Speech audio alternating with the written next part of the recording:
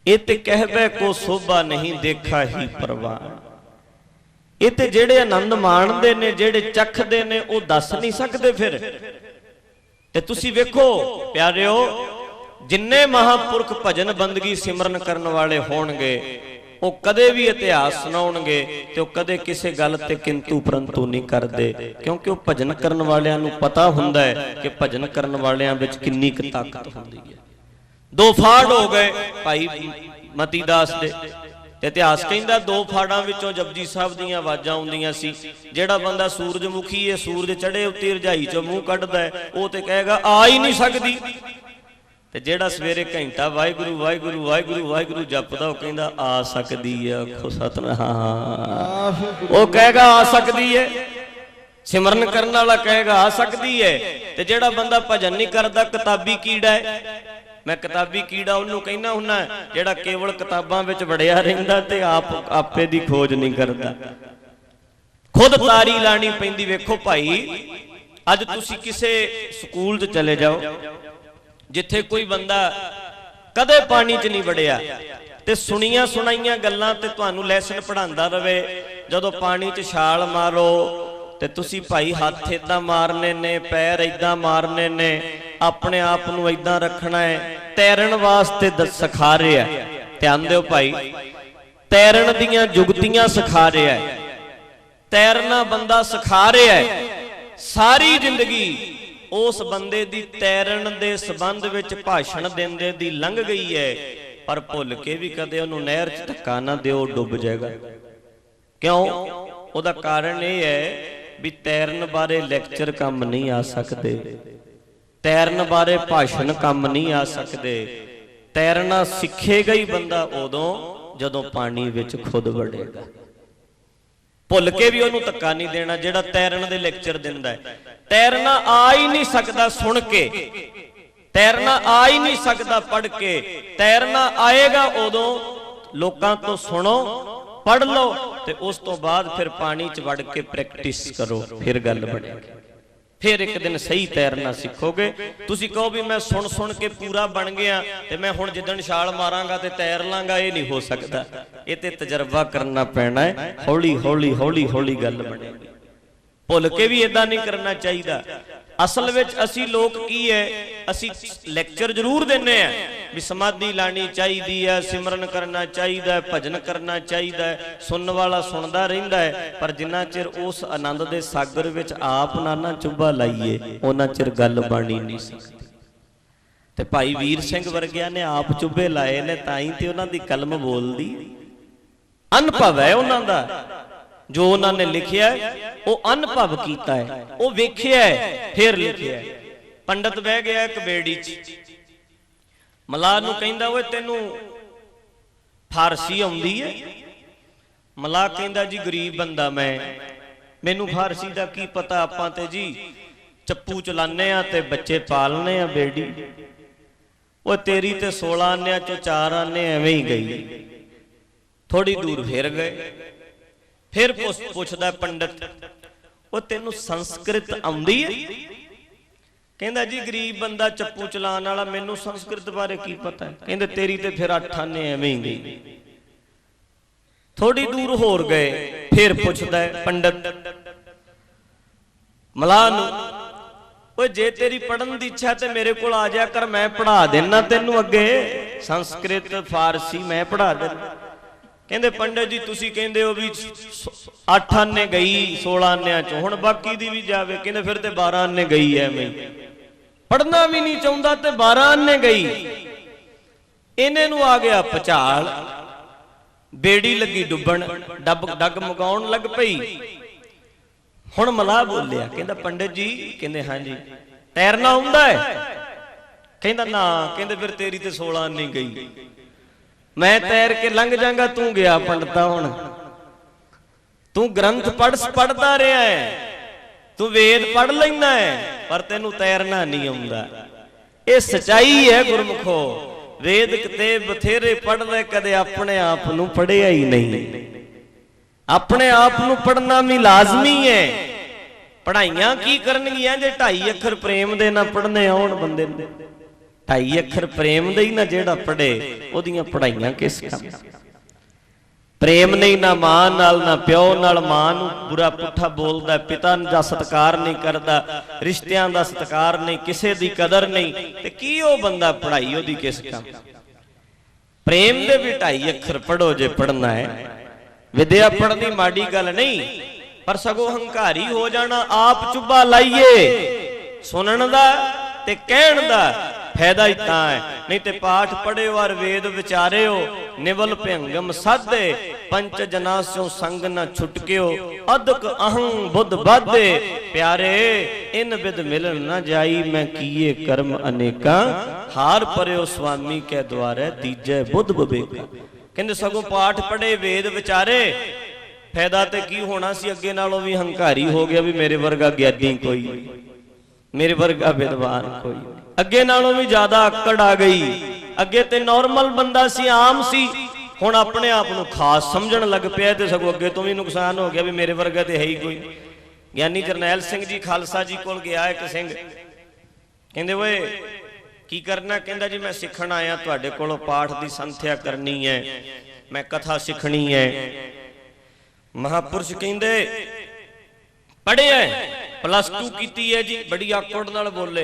ਪਹਿਲਾਂ ਤੇ ਖੜਨ ਦਾ ਹੀ ਚੱਜ ਨਾ ਉਹਨੂੰ ਵੀ ਮਹਾਪੁਰਖਾਂ ਕੋਲ ਖੜੀ ਦਾ ਹੀ ਕਿੱਦਾਂ, ਖੜਾ ਹੀ ਬੜੀ ਆਕੜ ਜੀ ਨਾਲ, ਹੱਥੇ ਦਾ ਢਾਸਣਾ, ਜਿਵੇਂ ਉਹ ਢੱਕਾਂ ਤੇ ਹੱਥ ਰੱਖ ਕੇ, ਢਾਕਾਂ ਤੇ ਹਾਂ ਹੱਥ ਰੱਖ ਕੇ ਖਲੋ ਗਿਆ, ਖਲੋਣ ਦਾ ਹੀ ਚੱਜ ਨਾ। ਮੈਂ ਕਹਿੰਦਾ ਹੁੰਨਾ ਹੰਕਾਰੀ ਬੰਦੇ ਦੀ ਤੇ ਤੋਰ ਦੱਸ ਦਿੰਦੀ ਹੈ, ਆਕੜ ਵਾਲੇ ਦੀ ਤੇ ਤੋਰ ਦੱਸਦੀ ਹੈ ਵੀ ਤੁਰਦਾ ਹੀ ਤੋਰ ਹੀ ਉਹਦੀ ਹੋਰ ਤਰ੍ਹਾਂ ਦੀ ਹੁੰਦੀ ਹੈ। ਤੇ ਉਹ ਹੱਥ ਰੱਖ ਕੇ ਖਲੋਤਾ ਬਾਬਾ ਜੀ। ਬਾਬਾ ਜੀ ਕਹਿੰਦੇ ਮਹਾਂਪੁਰਖ ਕੀ ਪੜ੍ਹਿਆ? ਮੈਂ ਜੀ +2 ਕੀਤੀ ਹੈ ਜੀ, ਮੈਂ ਜੀ ਫਿਰ ਗਿਆਨੀ ਕੀਤੀ ਹੈ, ਪੜ੍ਹਨ ਆਇਆ ਜੀ ਮੈਂ, ਪੜ੍ਹਾਓ ਜੀ ਮੈਨੂੰ। ਆਕੜ ਚ ਹੀ ਬੋਲੇ ਵੀ ਇਹ ਸਾਰੇ ਅਨਪੜਾਂ ਦਾ ਟੋਲਾ, ਮੈਂ ਹੀ ਪੜ੍ਹਿਆ ਆਇਆ ਵਿੱਚ। ਮਹਾਂਪੁਰਖ ਕਹਿੰਦੇ ਪੜ੍ਹਾਵਾਂਗੇ ਤੇ ਸਹੀ ਤੈਨੂੰ, ਪਰ ਪਹਿਲਾਂ ਜਿਹੜੀ ਤੇਰੀ ਗਿਆਨੀ ਹੈ ਕੱਢਣੀ ਪੈਣੀ ਸਾਨੂੰ ਤੇਰੇ ਚ, ਫਿਰ ਪੜ੍ਹਾਵਾਂਗੇ ਤੇ। ਮਹਾਂਪੁਰਖ ਆਖਣ ਲੱਗੇ, ਕਹਿੰਦੇ ਪਹਿਲਾਂ ਜਿਹੜਾ ਤੂੰ ਆ ਬਹੁਤਾ ਆਕੜ ਲਈ ਫਿਰਦਾ ਨਾ ਨਾਲ, ਇਹ ਕੱਢਾਂਗੇ ਫਿਰ ਤੈਨੂੰ ਅੱਗੇ 4 ਅੱਖਰ ਪੜ੍ਹਾਵਾਂਗੇ। ਜਿੰਨਾ ਚਿਰ ਇਹ ਨਹੀਂ ਕੱਢਦੇ ਫਿਰ ਤੀ ਤੂੰ ਪੜ੍ਹ ਸਕਦਾ। ਇਹ ਸੱਚੀ ਗੱਲ ਹੈ। ਹਰ ਨਾਮੋ ਮੰਤਰ ਦਰੜਾਏ ਦਾ, ਕੱਟੇ ਹਉਮੈ ਰੋਗ। ਹਉਮੈ ਦੇ ਰੋਗ ਨੂੰ ਮਾਲਕ ਕੱਟਦਾ ਨਾਮ ਦ੍ਰਿੜ ਕਰਵਾ ਕੇ, ਕਿਉਂਕਿ ਹਉਮੈ ਦੀ ਬਿਮਾਰੀ ਨੂੰ ਸਤਿਗੁਰਾਂ ਨੇ ਕੱਟਣਾ ਹੈ। ਤੇ ਜੇ ਹਉਮੈ ਵਿੱਚ ਹੀ ਰਹੀ ਜਾਏ ਤੇ ਫਿਰ ਨਾਮ ਦਾ ਕੋਈ ਰਸ ਨਹੀਂ, ਨਾਮ ਦਾ ਕੋਈ ਫਾਇਦਾ ਨਹੀਂ, ਕੋਈ ਆਨੰਦ ਨਹੀਂ। ਇਸ ਕਰਕੇ ਸੰਗਤ ਜੀ, ਭਜਨ ਕਰਨ ਵਾਲੇ ਕੋਲ ਬੜੀਆਂ ਵਿਧੀਆਂ ਹੁੰਦੀਆਂ, ਬੜੀਆਂ ਜੁਗਤਾਂ ਹੁੰਦੀਆਂ, ਬੜੇ ਢੰਗ ਹੁੰਦੇ ਨੇ। ਸਿਮਰਨ ਕਰਨ ਵਾਲੇ ਇੱਕ ਤੋਂ ਇੱਕ ਬੰਦਗੀ ਵਾਲੇ ਬੈਠੇ ਆ। ਇਹ ਵੀ ਮੈਂ ਅਰਜ਼ ਹਮੇਸ਼ਾ ਕੀਤੀ ਹੈ, ਮਾਨ ਨਾ ਕਰੀਏ ਵੀ ਅਸੀਂ ਬੜੇ ਜੱਪੀ ਤੱਪੀਆਂ। ਇੱਥੇ ਬੜੇ ਭਜਨ ਕਰਨ ਵਾਲੇ, ਅੱਜ ਵੀ ਇੱਕ ਚੌਂਕੜਾ ਅਖੰਡ ਪਾਠ ਕਰਨ ਵਾਲੇ ਹਨ, ਇੱਕ ਚੌਂਕੜੇ, ਤੇ ਇੱਕ ਚੌਂਕੜੇ ਪੂਰਾ ਅਖੰਡ ਪਾਠ ਸਾਹਿਬ ਸੁਣਨ ਵਾਲੇ ਵੀ ਹੈਗੇ। ਅਸੀਂ ਤੇ 2 ਘੰਟੇ ਨਹੀਂ ਨਾ ਬਹਿ ਸਕਦੇ, 2 ਘੰਟੇ ਬਾਰ-ਬਾਰ ਘੜੀ ਵੇਖਦੇ ਆ ਵੀ ਕਦੋਂ ਭੋਗ ਪਏਗਾ, ਕਦੋਂ ਸਮਾਪਤੀ ਹੋਏਗੀ, ਕਦੋਂ ਘਰ ਜਾਵਾਂਗੇ। ਪਰ ਇੱਥੇ ਹਨ ਅੱਜ ਵੀ 2-2 ਘੰਟੇ 4-4 ਘੰਟੇ ਬਹਿਣ ਵਾਲੇ, 2-2 ਦਿਨ ਬਹਿਣ ਵਾਲੇ। ਮੈਂ ਬੇਨਤੀ ਹਰ ਸਟੇਜ ਤੇ ਤਕਰੀਬਨ ਕਰਦਾ ਰਹਿਣਾ। ਪਟਿਆਲੇ 'ਚ ਇੱਕ ਬੀਬੀ ਹੈ, ਉਹਨੇ 101 ਅਖੰਡ ਪਾਠ ਕੀਤਾ 2 ਸਾਲਾਂ ਵਿੱਚ। ਇੱਕ ਚੌਂਕੜੇ ਇੱਕ ਅਖੰਡ ਪਾਠ ਕਰਦੀ ਹੈ, ਇੱਕ ਚੌਂਕੜੇ ਇੱਕ ਕਰਦੀ ਹੈ, ਮਹੀਨੇ 'ਚ 4 ਕਰਦੀ ਹੈ, ਤੇ 12 ਚੌਕ 48, 12 ਚੌਕ 48 ਬਣ ਗਏ ਗੁਰਮੁਖੋ। ਮਹੀਨੇ 'ਚ 4 ਤੇ ਸਾਲ ਦੇ 48, 48 ਨਹੀਂ, ਉਹਨੇ ਸਾਲ ਦੇ 51 ਕੀਤੇ ਨੇ। ਭਾਵ ਕਿ 3 ਮਹੀਨਿਆਂ ਵਿੱਚ 5-5 ਅਖੰਡ ਪਾਠ, 1 ਮਹੀਨੇ 'ਚ 5, ਫਿਰ ਅਗਲੇ ਮਹੀਨੇ 'ਚ ਫਿਰ 5, ਤੀਜੇ ਮਹੀਨੇ 'ਚ ਫਿਰ 5, ਬਾਕੀ ਦੇ 9 ਮਹੀਨਿਆਂ ਵਿੱਚ 4 ਅਖੰਡ ਪਾਠ, ਤਾਂ ਸਾਲ 'ਚ 51 ਬਣੇ। ਅੱਛਾ ਜੀ, ਇੱਕ ਗੱਲ ਹੋਰ, ਉਹਨੂੰ ਅਖੰਡ ਪਾਠ ਕਰਦੀ ਨੂੰ 50 ਘੰਟੇ, 55 ਘੰਟੇ, 60 ਘੰਟੇ ਵੀ ਲੱਗ ਜਾਂਦੇ ਨੇ, ਬੋਲ ਕੇ ਕਰਦੀ ਹੈ। ਤੇ ਹੁਣ 50-60 ਘੰਟੇ ਉਹਨੇ ਬਹਿਣਾ ਹੈ, 3 ਦਿਨ ਤੇ ਬੈਠੀ ਦੀ ਲੰਘ ਜਾਂਦੇ ਨੇ।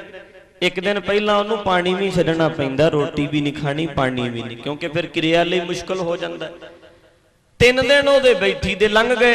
ਇੱਕ ਦਿਨ ਉਹਨੇ ਉਦਾਂ ਨਹੀਂ ਖਾਣਾ ਪੀਣਾ, ਹਫ਼ਤੇ 'ਚ 1 ਅਖੰਡ ਪਾਠ ਕਰਨਾ ਹੈ। 4 ਦਿਨ ਗਏ ਤੇ ਮਗਰ ਦਿਨ ਰਹਿ ਗਏ 3 ਦਿਨ। 12 दिन ਉਹ ਨੋਰਮਲ ਜ਼ਿੰਦਗੀ ਜਿਉਂਦੀ ਹੈ। 12 ਦਿਨ 12 ਰਾਤਾਂ ਸੌਂਦੀ ਹੈ, 12 ਦਿਨ ਖਾਂਦੀ ਹੈ, ਤੇ ਬਾਕੀ ਦੇ ਜਿਹੜੇ 18 ਦਿਨ ਨੇ ਉਹ ਤੇ ਉਹਦੀ ਪਾਠ ਕਰਦੀ ਤੇ ਭਜਨ ਕਰਦੀ ਦੀ ਲੰਘ ਜਾਂਦੇ ਤੇ ਸਤਿ ਸ੍ਰੀ ਅਕਾਲ। ਧਿਆਨ ਦਿਓ ਗੁਰਮਖੋ, ਧਿਆਨ ਦਿਓ। ਇੱਕ ਸਾਲ ਵਿੱਚ 51 ਕੀਤੇ, ਅਗਲੇ ਸਾਲ ਵਿੱਚ ਫਿਰ 51 ਕੀਤੇ। 102 ਖੰਡ ਪਾਠ ਉਹਨੇ 2 ਸਾਲਾਂ ਚ ਕੀਤੇ ਨੇ। ਇੱਕ ਚੌਂਕੜੇ ਇੱਕ ਖੰਡ ਪਾਠ ਕਰਦੀ ਹੈ। ਮੈਂ ਬੇਨਤੀ ਕੀਤੀ, ਮੈਂ ਕਿਹਾ ਭੈਣ ਜੀ ਔਖੇ ਨਹੀਂ ਹੁੰਦੇ ਤੁਸੀਂ, ਹੱਠ ਤੇ ਨਹੀਂ ਕਰਦੇ? ਕਹਿੰਦੀ ਬਾਬਾ ਜੀ ਹੁਣ ਜੇ ਨਾ ਕਰਾਂ ਤੇ ਮੇਰਾ ਜੀ ਨਹੀਂ ਲੱਗਦਾ।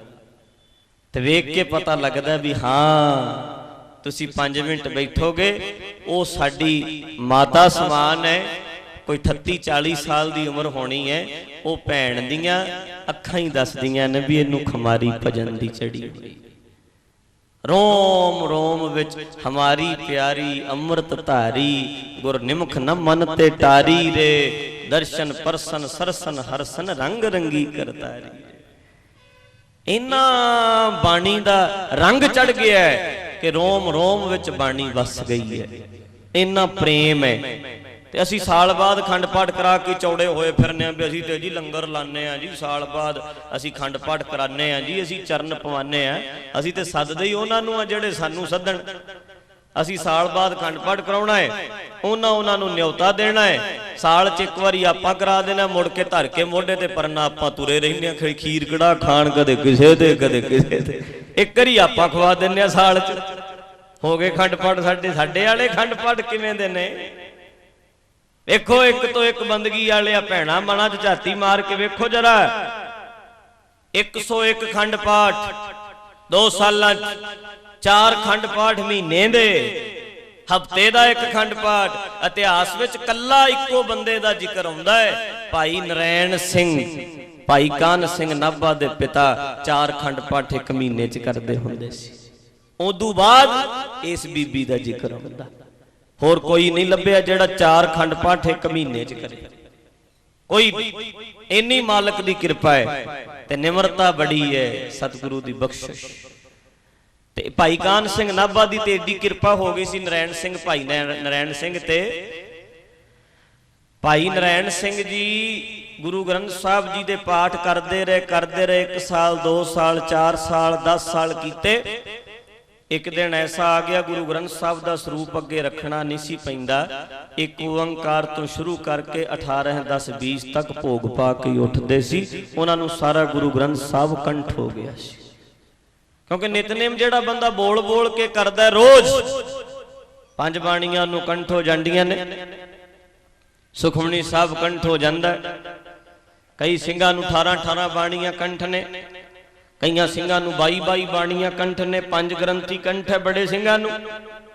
ਬਾਣੀ ਜਿਹੜਾ ਰੋਜ਼ ਪੜੇਗਾ ਗੁਰੂ ਗ੍ਰੰਥ ਸਾਹਿਬ ਜੀ ਦੀ ਬਾਣੀ ਦੇ ਸਹਿਜ ਪਾਠ ਕਰਦਾ ਰਹਿੰਦਾ, ਸਾਰੀ ਬਾਣੀ ਵੀ ਉਹਨੂੰ ਕੰਠ ਹੋ ਸਕਦੀ ਹੈ ਸਤਿਗੁਰੂ ਦੀ ਕਿਰਪਾ। ਇਸੇ ਕਰਕੇ ਅਰਜ਼ ਕਰਦਾ ਰਹਿਣਾ, ਕਦੇ ਮਾਨ ਨਾ ਕਰੀਏ। ਇੱਥੇ ਇੱਕ ਤੋਂ ਇੱਕ ਬੰਦਗੀ ਵਾਲੇ, ਸਿਮਰਨ ਵਾਲੇ, ਭਜਨ ਵਾਲੇ, ਜਪ ਤਪ ਵਾਲੇ ਬੈਠੇ ਨੇ।